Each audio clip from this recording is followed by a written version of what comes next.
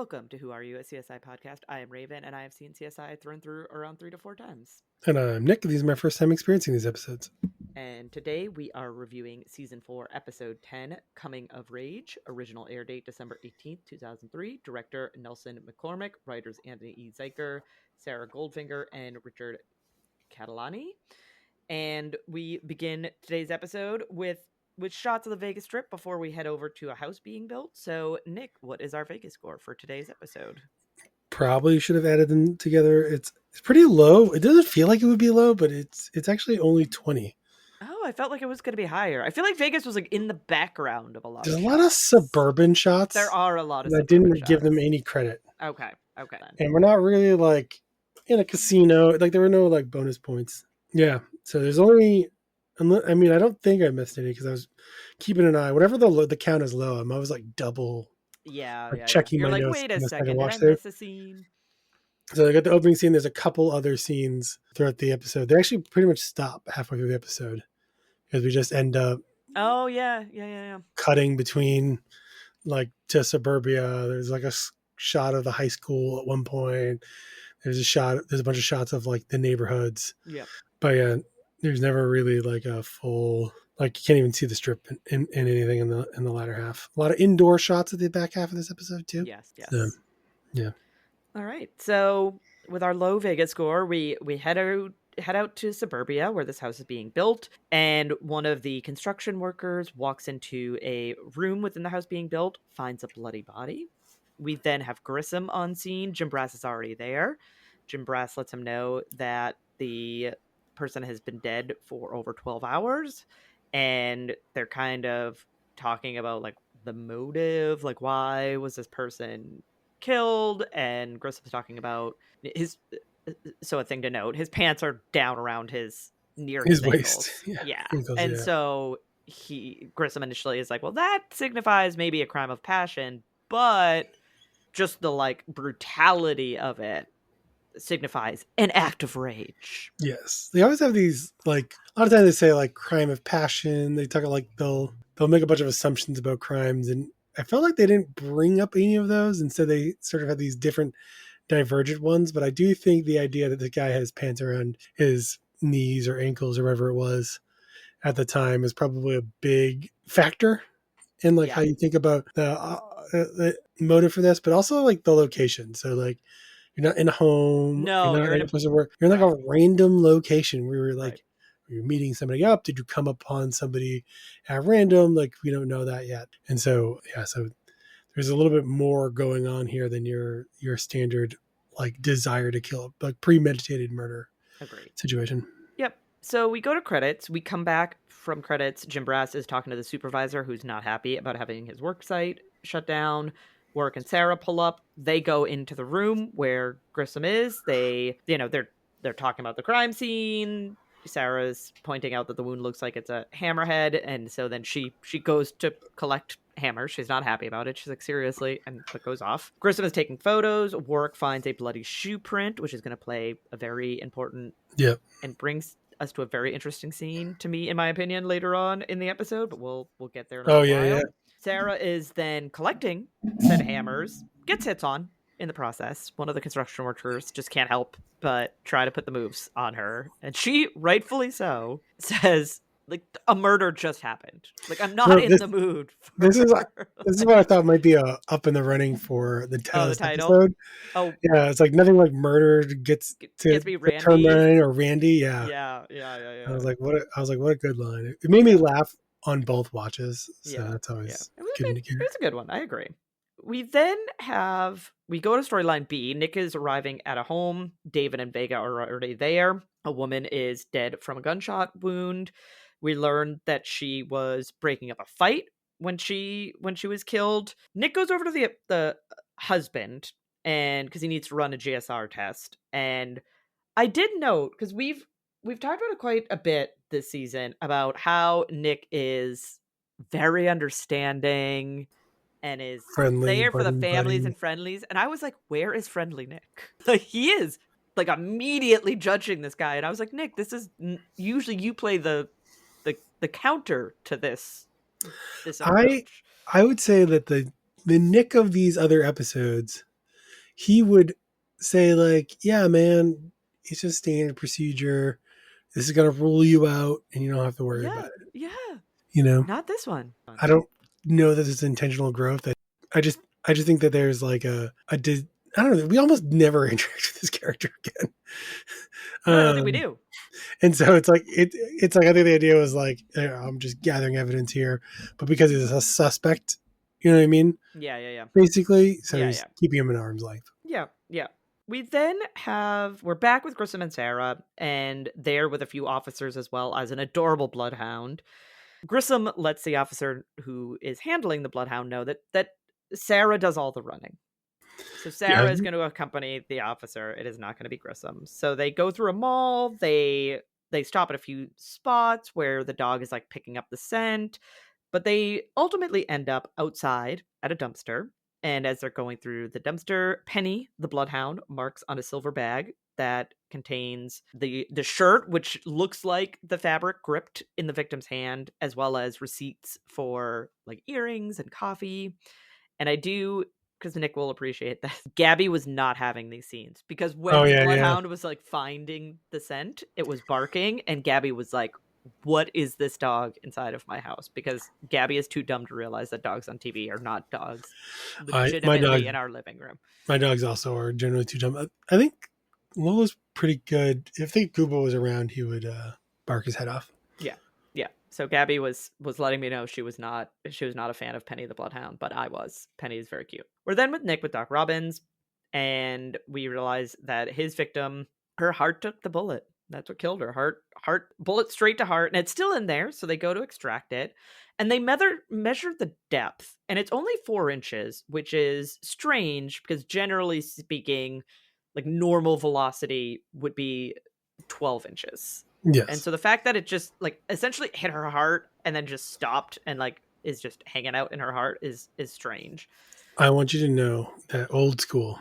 I wrote down a prediction here Oh, I like it. What is because it? we had this reenactment already that showed her lying on the ground, Yes. and I said, "Oh, for sure, this bullet fell out of the sky," because we had Oh, already yeah, yeah, established yeah. no one Yep. really had a No gun. one had a gun. Nobody's GS was positive for Yep. GSR. Yep. I was like, she was shot by a bullet that seemed to come from nowhere.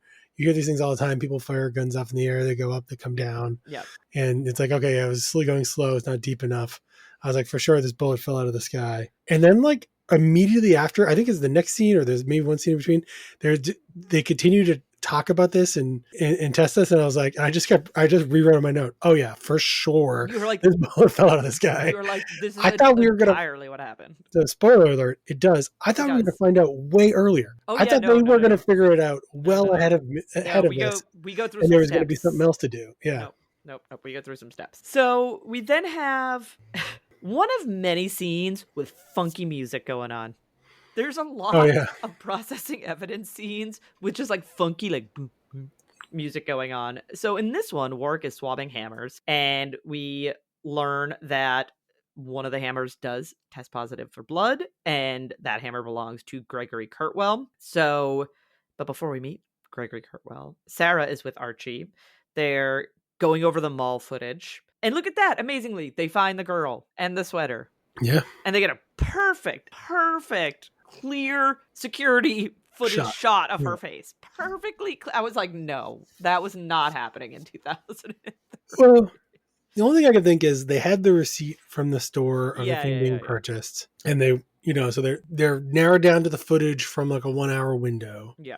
Right. And it's like there would be a camera probably there because that is the kind of place that people go to steal things. Yeah. But it's a very, I don't know, the average security camera in any store is so much worse than it needs to be, especially 20 years ago. That's what The I'm saying. quality of the shot is way too good. That's what I'm saying. I'm not saying that they couldn't pinpoint like a time frame because they had the receipts. There's no way that the camera technology was that good for it to be that clear or that they would just pay for it even if it existed. Like, this is a checkbox moment, it's a cost-cutting moment. This was just black and white TV camera footage, right? Warwick enters, and this is where he confirms that he found blood on the hammer, which brings us to Jim Brass and Warwick with Gregory Kurtwell, who is my spot.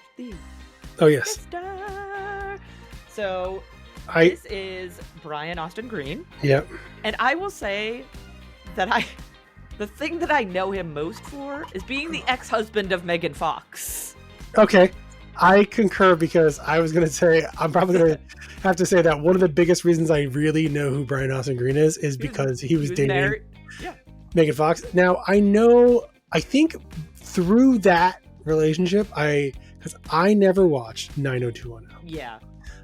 It is before my time. Same. Exactly. But I know he was on 90210 because I think I would be like, oh, Brian Austin Green, former 90210 cast member, dating Megan, that's like height of like tabloid time. Yeah. I used to work in a grocery store, and there would be like old tabloids in the break room. But I know him. 23 episodes of Terminator. Yeah, I know him. You know him from the Sarah Connor Chronicles. Okay, that's what. Yeah. Yeah, he's a major character in that TV show.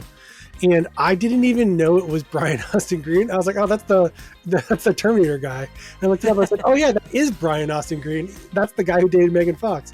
He was in 90210, wasn't he? That was my exact thought process.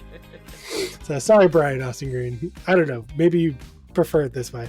You're known for something other than 90210. But to us, you were there. And unfortunately, it did not work out between you and Megan Fox. I believe she's with Machine Gun Kelly now. Is that? They are no longer together. Oh, okay. she's very pregnant with his child though. Oh, okay, so very recently. Yeah. They've been back and forth. So supposedly the most recent breakup is she found incriminating evidence on his phone that he was cheating on her. So it happens. So we have Jim Brassenwork talking to Gregory Kurtwell, aka Brian Austin Green, and he's confused because he thinks that he's just here to collect his hammer. He's not sure why this is turning into like a legitimate interrogation. They also, I mean, maybe they do and they just don't show it, but they don't read him as Miranda rights. Like he seems like, what? I was just here to pick up my hammer, and now you're like asking me all these questions. He's not the sharpest nail in the shed. He is not. So he does tell them that he was fishing over the weekend. And as they're continuing to question him, they're like, do you know who this girl is? And they hold up the dressing room footage. And he's like, yeah, that's my younger sister, Ashley. Like, why are you asking? What does this have to do with the dead body? Yeah, like, what does this have to do with my hammer and this dead body? Like, what are we talking about? So we cut to Sarah with Ashley. We learn that her... Can I interject one thing here? Yeah. So often, this show has a way of just blindly believing people who aren't the real murderer when they say something like they'd be like, oh, yeah, he clearly didn't know we were asking him about this murder when we showed a picture of his sister, so he must be innocent. They'll like move on from a suspect that was like a red herring, but they hold on him for a long time. They do. They do. They don't. Which is what they should do every time. It's just like sometimes I feel like they give up the goose too easily. And some of these other people, they're like, oh, we confirmed his alibi. Like they'll just like throw it away as a one-liner later. Nope, not this one. So we have Sarah with Ashley. We learn that her parents died in a car accident several years earlier, so her brother is now her legal guardian. My parents died in a car accident 4 years ago. I'm very sorry. Your brother Gregory is your guardian, right? Yeah. And he left you alone all weekend? He goes away a lot. Okay. Why don't you tell me what happened last night? Jim Brass and Work are watching this entire conversation, and she, in talking to Sarah, admits to cutting through the construction site, and that's where she encountered Brian Haddock, who she goes to school with. He told her that he was missing a cat. She went to go help him. He assaulted her. A man attacked Brian. She ran away. And Sarah does appear to be genuinely sympathetic to her. Yeah. But she does bring up, like, okay, you're saying all this happened, but then, like, you went shopping. Yeah. She's like, oh, well, he was all over me. I just needed to, like, get new clothes and get him off of me. And then Sarah's like, okay, like, that I can understand. But you also got coffee and earrings. Yeah.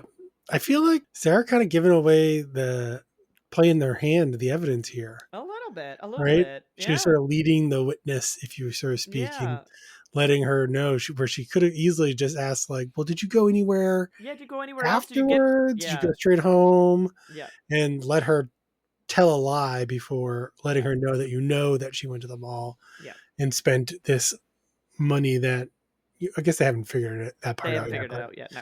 But yeah, but like yeah, and that has a lot to do with Sarah not thinking of her as anything other than a victim. Other than a victim. Correct. And Jim Brass, in watching this, thinks that she is covering for her brother. So as Nick mentioned, they're not giving up on the brother at this stage. Jim Brass is like, she's covering for the brother. We now have Grissom with Doc Robbins, and we learned that the initial blows to the victim were to the victim's head, but as they continued, his spinal cord was severed, but they kept hitting him even after he passed away. He had a lot of wounds post-mortem. So he had died, and they just like kept beating him up. Wailing On him. And Doc Robbins points out, though, that the victim, Brian, has a pattern on his hand. So he took some samples. He sent those off to Greg Sanders. We then have Grissom with Brian's parents. They don't recognize Ashley. Grissom shows them a picture of her, and they're like, no, we don't know. And I just thought this entire exchange, I know it's not supposed to be funny, but I thought this part of the exchange was funny, because they're explaining to Grissom that while their son now had been doing better, was like on the right track and had a job and was getting paid under the table, beforehand he was getting out of hand. And you know how he was getting out of hand? By smoking the marijuana and staying out late. And you know what the final thing was? He went and he got his nipple pierced. And that was it. That was the final straw. This is like the all-star parroting happens in this episode of all forms. There's just like a variety of like parent-child relationships in this episode. And they're all very stereotypical, but probably also very true. Yeah. Oh, I don't think that this is inaccurate. I think it's I find it humorous, because I do think that there are parents out there that think that one of the worst things that their child could do is get their nipple pierced. Especially at like this time. I don't know. Like, I think it's because it's closer to when we were children. Yeah. But like we had a pulse of like what the helicopter parent paranoia cycle of the time was. And yeah, like people would get grounded for going to Claire's and getting their ears pierced. Oh, for sure. Oh yeah, 100%. It's like this is only like 5 years later. You know? My mom, I mean, she didn't try to ground me. I'm trying to remember what the conversation was, because I was 19 or 20, maybe even 21. I was still living at home. I think that was it. I think I was still living at home, but I was like 19 or 20 or 21. And I went to go get my lip pierced. And my mom was like, I forbid you. And I literally was like, what are you going to do? Like, I was like, I am an adult. Like, what are you going to do? I was like, people would like come home with, you know, half their head shaved and blue hair from their friend's house. Yeah. You know what I mean? And then their parents would flip out. And see, my mom was fine with that, because this was when I had my mohawk and I had my colored hair. That she didn't care about, but having my lip pierced, she was not. Yeah. She was not cool with. I just think that, like, yeah, so people just react to different things. But yeah, there's some other like class A parroting that I have a lot to say about later. Oh yeah. We'll definitely get there. We have a few instances of it. So we then have Nick with Bobby, and we learn that neither the husband or the ex-boyfriend have GSR on their hands, and this is kind of the start of further explanation of like what slowed down this bullet. Why was the depth only 4 inches? And so I do like that they're just telling us now that those guys don't have GSR in their hands, since this is like a field test that they do in seconds. No. Oh, I was hoping that this was gonna be pertinent, and this is perfectly pertinent. So, as I've mentioned in other episodes, I watched the first 48, and I think it is pretty real time, so this is funny. But I wanted to tell this story because I was like, oh, because it comes up. Do I tell it now? I'm going to tell it now. Okay. Tell it now. So this first 48, like legit happened in real life story, connected so well with this episode. I was like, whoa.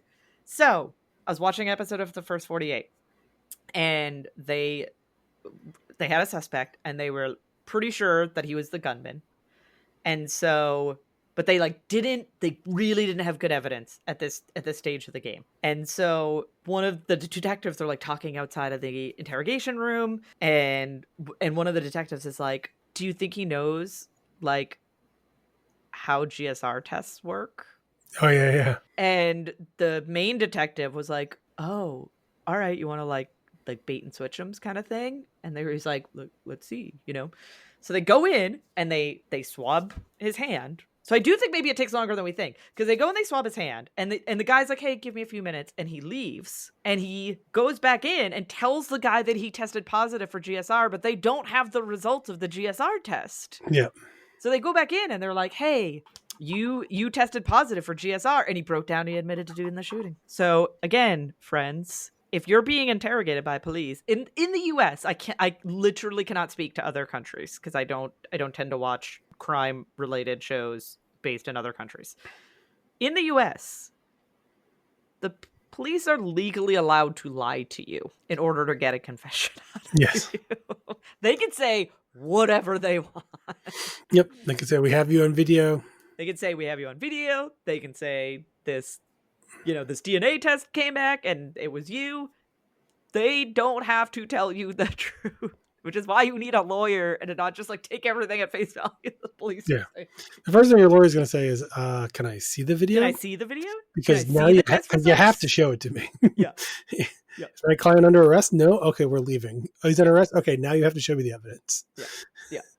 So I just wanted to tell that story, because as I was watching, because I watched this episode and then watched the first 48 and then watched the second watch through of this, and I was like, oh man, I hope this comes up. Later I was very confused on the what I was like, later on there's a test. Yeah.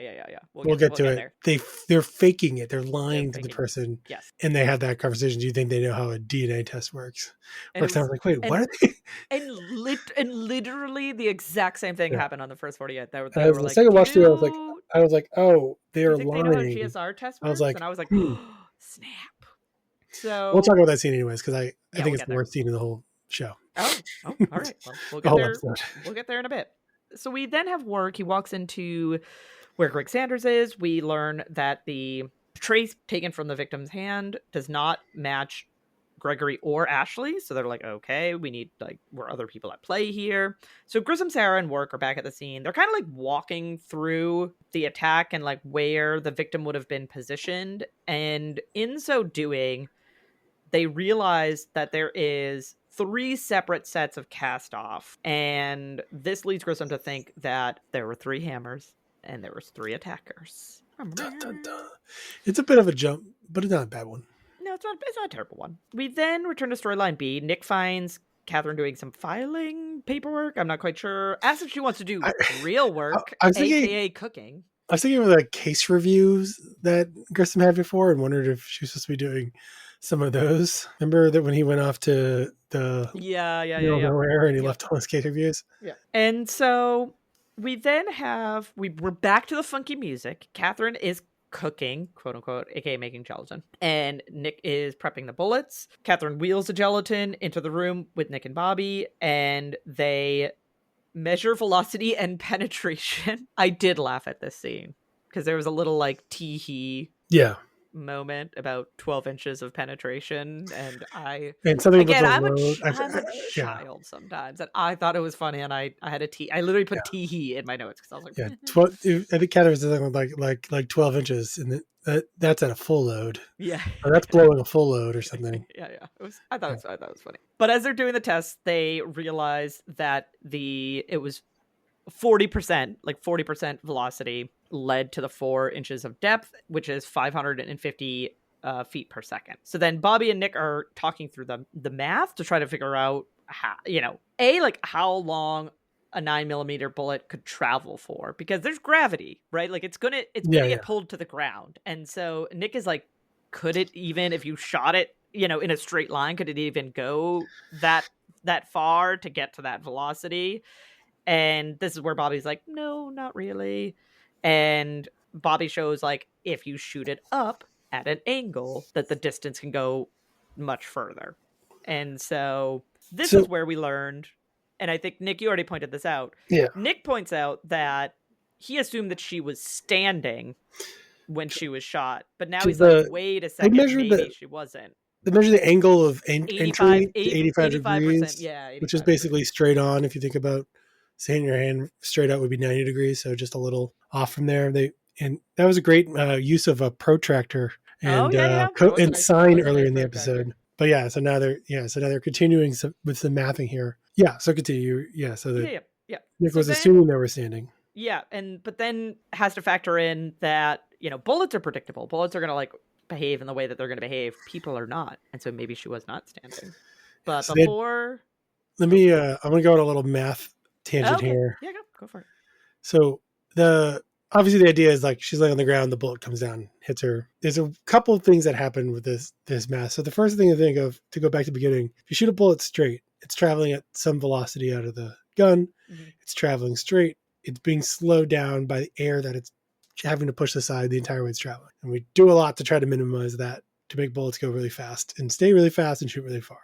But this is a gun. It's a handgun, not designed to shoot very far. Right. But like the same thing that like if you dropped a rock and it fell and hit the ground, the same amount of time that it would take for that rock to fall and hit the ground about is what it's going to take this bullet to hit the ground. The question is, how far forward does it go during that time as it, gets shot out at a very high speed and then slows down. Yep. When you shoot it up at an angle, like just like if you threw a baseball to somebody or someone, right, or a football, it kind of goes up in an arc and comes down. In a perfect vacuum, if you shot an object up at an angle, it has what we call a ballistic trajectory. When it hits the ground, it will be going the same speed it was going when it left the gun. Okay. In real life, what will happen is it will have some terminal velocity where the acceleration of gravity and the air resistance equal out. And all objects you drop have some kind of terminal velocity. So it may not be going, because they tend to leave the gun going really fast and then slow down really quickly. Yeah. It'll be coming down some different angle. They then try to use the speed that they think it hit based on how far it penetrated the gel to determine a shot radius. Yes. That part would not work the way they did it, because where it came down is not a function of like speed and time. You have to count for all those other things into consideration. And because things have a terminal velocity, if that's like when it hits the ground, it should be going basically as fast as it was going when it left the gun, except it won't, because of air will slow it down. Yeah. No matter how far away you were, like when it hits the ground, it should basically be going the same speed. Okay. Now, the angle will determine how far it went. So like the search area should have been much broader. So I applaud them for using some great math throughout this episode. Yeah. They just dropped the ball really hard here. Okay. But you can kind of figure these things out with a lot of other little bits and pieces. Yeah.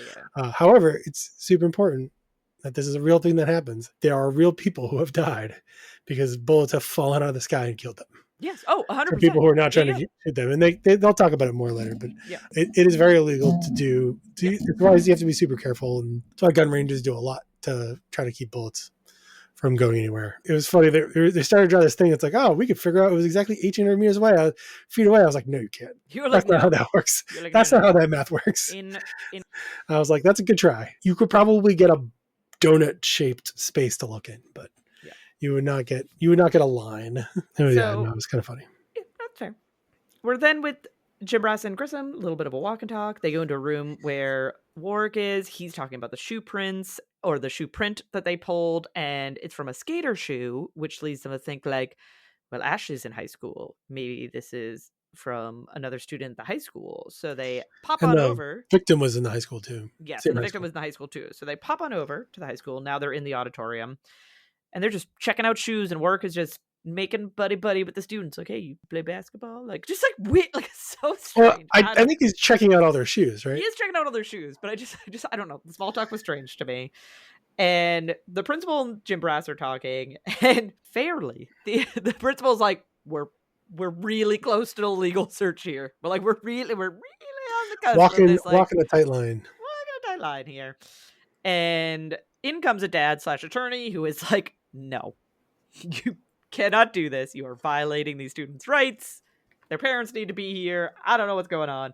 And so after a bit, not a physical tussle, but a tussle of words, he takes his son and goes and essentially forces the principal to excuse all the other kids whose parents aren't there. So all the kids whose parents are there can leave. Yes. Everyone else can leave once their parents show up to take them away. Yeah. I presumably this is during school hours. That's my understanding. Yeah, because they have to be at school during school hours. If it was after school, they'd be free to leave. Yeah. And so the kids leave, except essentially one, and coincidentally, there were a few. There was a few, but not many. Yeah. And he's sitting pretty much by himself.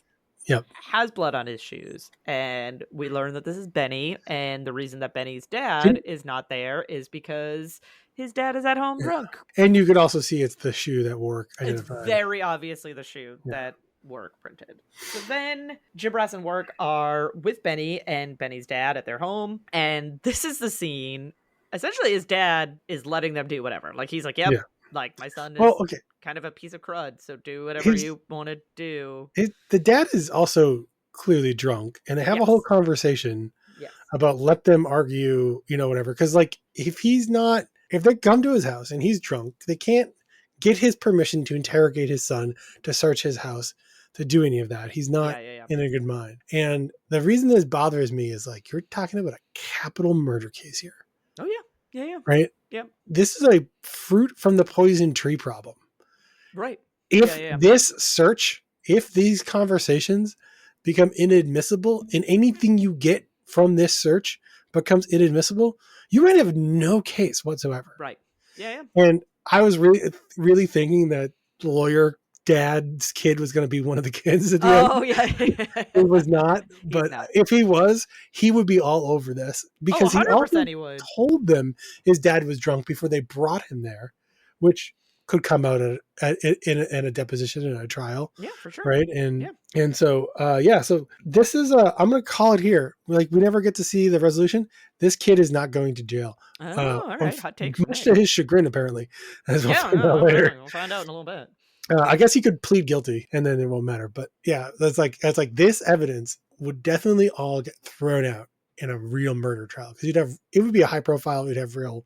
Oh, 100. Yeah, this would be a major. Yeah, this would be a national news story. Yeah, for sure. Yeah. So yeah, this is a scene where they perform the fake DNA test on Benny's shoe. So what they do is they do test for blood. That's the test that they run. Yeah. What they tell Benny is that their test can confirm that it is Brian's blood on the shoe. That it cannot do. First time watching this, I was like, what? You can't do that. The second time I was like, oh, that was the goal. That was the goal. Because I think I caught the line about, like, how do you think DNA test worked on the second watch through before they did it. And the second time I was like I didn't quite get it. Like, what I mean? The first time, the second time I had the context of what they were going to do. So I was like, oh, I see. Yeah. You're like, it's all, it now. And then they get permission to search the whole friggin' house. Yep. And yeah, so before they search the house, though, Benny admits to going to the construction site, but he just goes there to hang out. He just, like, happened upon the body, no big deal. And then I think that's kind of what prompts Work to be like, can we look around the rest of the house? And the dad's like, yeah, do whatever you want. So he starts to look around. Did we talk about the $145 game system yet? $125. $25 because it's important later. Yeah. Yes. That's why his dad thinks the cops are there at first. Because he must have stolen his Xbox. He thinks he's stolen the Xbox. Yeah, so they go in the room and they see the Xbox, $125 Xbox. They see these little, like, plastic rings, some CDs, and then there's just, like, a score of smashed watermelons and a hammer as well. So, like, that's suspicious. So Jim Brass is with Benny, and he has waived the right to have a parent or advocate there, which... Can you do that as a child? I don't think as a child you can waive your advocate. I don't think you can waive your advocate. I think your advocate can advocate for you and have your parents waived, although they're probably allowed to be in the other room.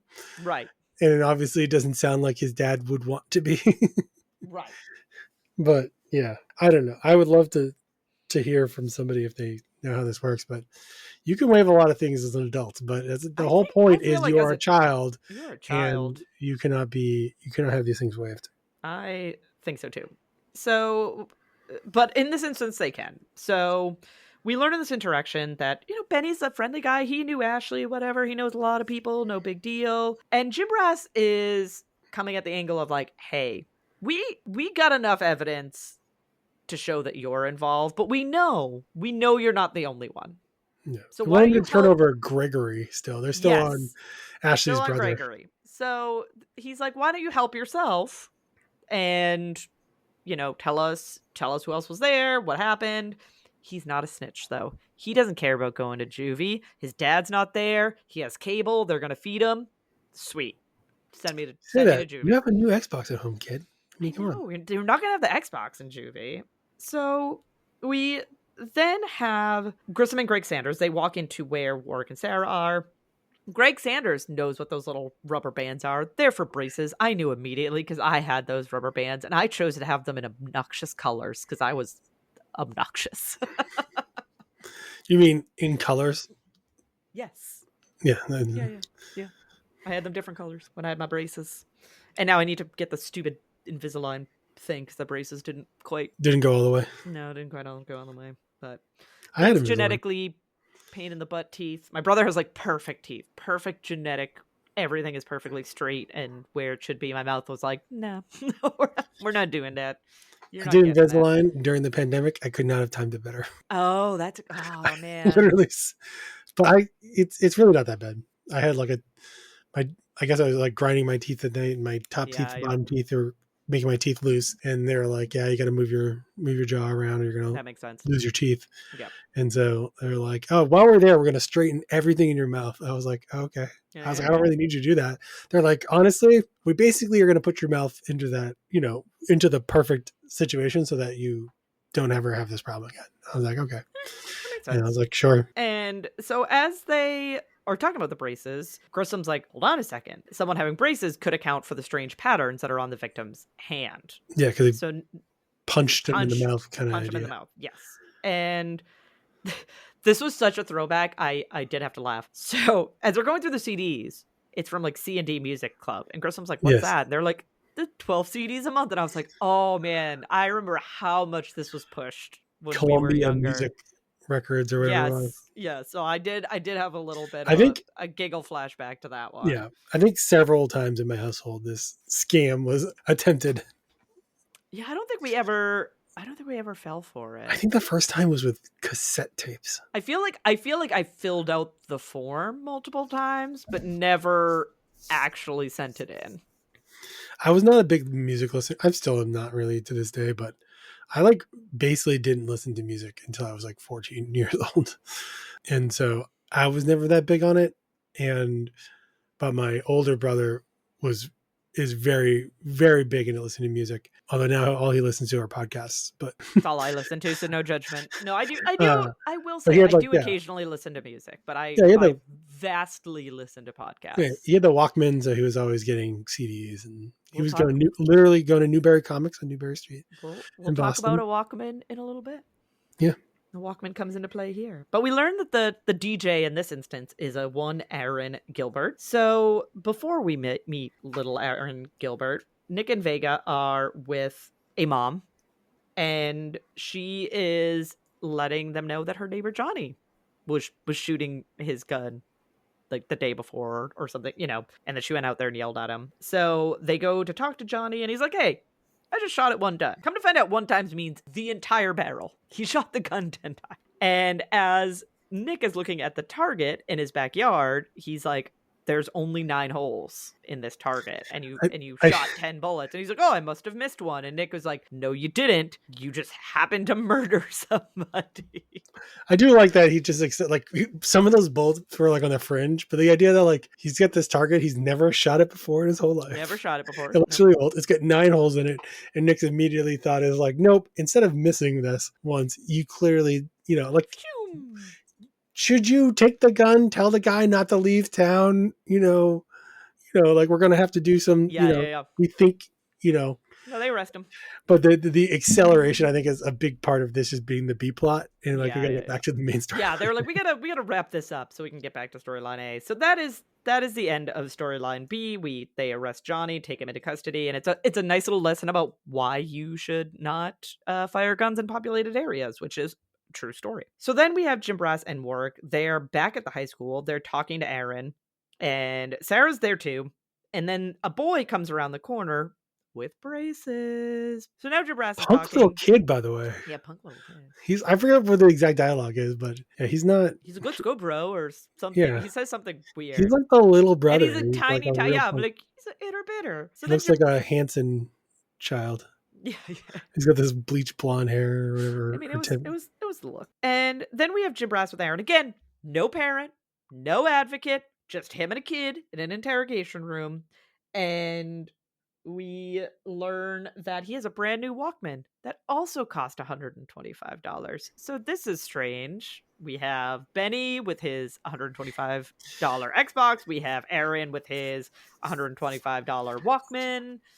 What I actually think is strange is that these two children went to a mall, and one of them found an Xbox for $125, How did you find an and one Xbox of for them 125? somehow spent $125 on a Walkman. Yeah, I don't know. It Like there doesn't was make a sense to point me. where Walkmans were $125, and For it sure. was not when Xboxes were $125. No, agreed.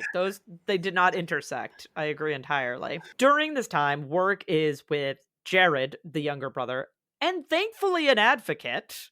Because I guess he's young enough that they're like, well, we really probably shouldn't talk to him without an advocate. So he has an advocate who says nothing and does nothing. So thanks, advocate. You really stepped up to the plate here. But he has a nice little cut on his lip, and Warwick points out that those braces hold some DNA, and his DNA matches the DNA that was pulled off of the victim. I also like that inevitably the victim punched the littlest person. Yes, When you're took being out the attacked. smallest one. Just a swing at the scrawniest little dude. So then we have the team talking, and they realize that they have 3 hammers, but they have 4 suspects. And they're trying to figure out was the mode of robbery, because so far, all of the people that they have been able to track down and think are suspects all bought something worth $125. And so they're like, okay. And then they tie it back to the fact that the victim, Brian, was getting paid $500 every 2 weeks under the table. So they're like, okay, if there's 4 suspects, like, where's the other $125? Sarah goes, wait a second. I Ashley's love that receipts I love that this was like the total took up a to moment to figure $125. out. It took a moment. Like I like that their first thought wasn't, oh, it's Ashley. Their thought was, oh, she bought $125. It must be her. Yeah. Not like it's the other person who we know is there. Yeah. So Sarah's back with Ashley in interrogation, and they have shown that her print is in Brian's blood on the money that she used to make a purchase.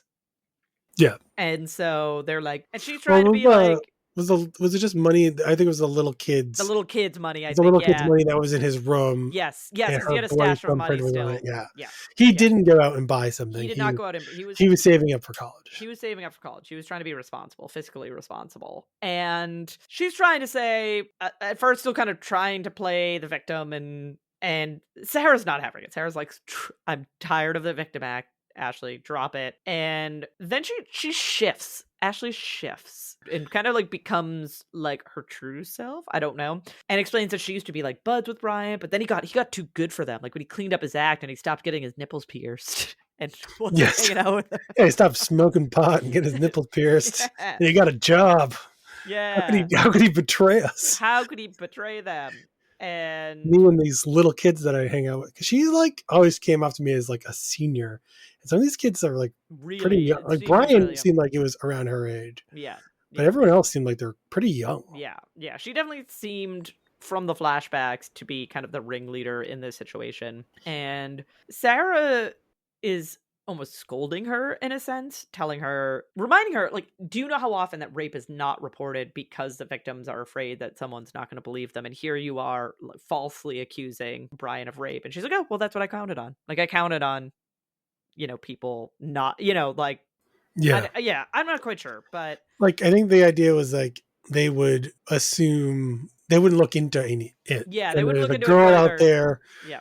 Who was willing to come forward. We're not going to. Yeah. Like they would never track her down at the end of the day. I will say, for as coy and smart as thing she is, get a lawyer. What the heck are you doing? Get a lawyer. And stop also telling them that you murdered this guy. And also, so this ends with Sarah saying, we're going to try you as an adult. And Ashley saying, fine, yeah, but I'll put some barrettes in my hair and, play the woe is me, my parents died, and I'm like the saddest little girl in the world. Also probably still tell he was, raping me, and these, these kids these kids just happened to be there. And helped me out. They grabbed a bunch of hammers and hit him with it. But here's another little nugget from the first 24. They tape interrogations. Yeah. You saying that you're going to like play the sad little girl and trick the jury can be played in court. but it doesn't make good television if you don't say it on Stop. camera. But that is the end of our episode. So Nick, what did you think about today's episode? I like today's episode. It was pretty good. Held up okay on a pretty good on a rewatch. I ended up at 3.5. Okay. I think it's a pretty strong 3.5 in a rewatch. I will say, I was kind of looking back on it and thinking, like, I feel like they did maybe too good of a job of spreading out the CSIs, or just a lot of scenes with like victims that, like, I was like, it felt like half of the cast was barely in this episode. It did. It felt. But they all were. They all were. I mean, Catherine was barely. She has the shortest stint. But even Grissom, he's not in all that much of this episode. Warwick's not really in all that much of this episode. It's like Nick is in a lot of it. You know, I guess Warwick's in a good amount. I don't know. Yeah, it doesn't mean everyone's kind of in and out of it. It's but in a good way. Like, it means they did a good job.